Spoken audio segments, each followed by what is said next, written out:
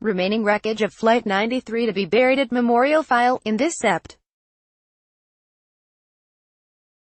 16, 2001, file photo. FBI investigators continue excavating the crash site of United Flight 93 in Shanksville, PA.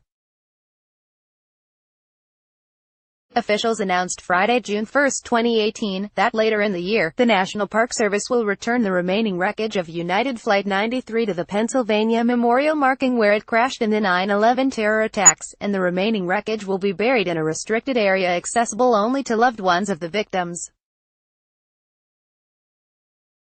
AP photo, Jean J. Puskar, file. The remaining wreckage of United Flight 93 will be returned this year to the Pennsylvania Memorial, marking where it crashed in the 9/11 terrorist attacks, officials said Friday. The wreckage, stored in shipping containers, will be buried in a restricted area of the park that's accessible only to loved ones of the victims, said Flight 93 National Memorial Superintendent Stephen Clark. Now that we are nearing the completion of the major design components of the memorial, we are ready to return the remaining wreckage to this hallowed ground, Clark said. The final phase of the memorial, the Tower of Voices, is a 93-foot-tall musical instrument that holds 40 wind chimes, representing the 40 passengers and crew.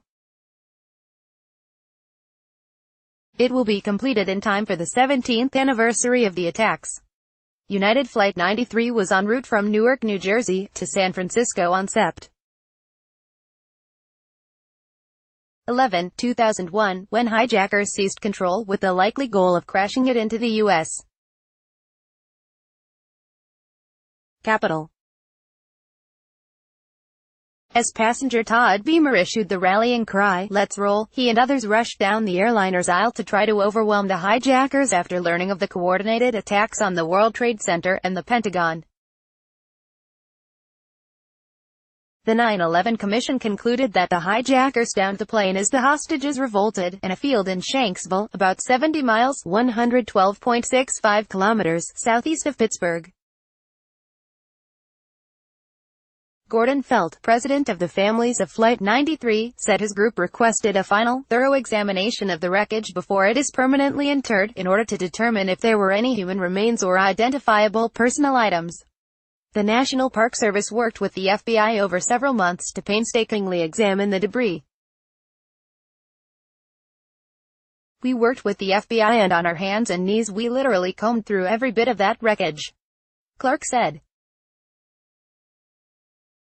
Workers found a number of items that will be added to the memorial collection, including an orange passenger call button. "What that symbolizes is the amazing courage of not only the flight attendants but all the individuals on Flight 93, who took that call to action," Clark said.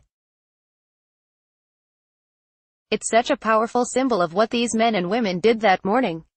The Park Service will release a full report of the items collected later this year and how they will be incorporated into the memorial, he said.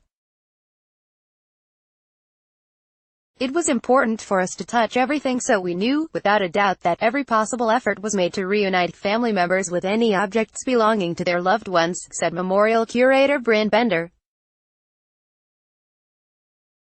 Remains of all 40 victims were identified after the crash, either through dental records, DNA or fingerprints, something that helped give a semblance of peace to family members and a way to lay their loved ones to rest, Clark said. 3 caskets of unidentified remains were buried at the crash site in 2011. DeGroot reported from Philadelphia.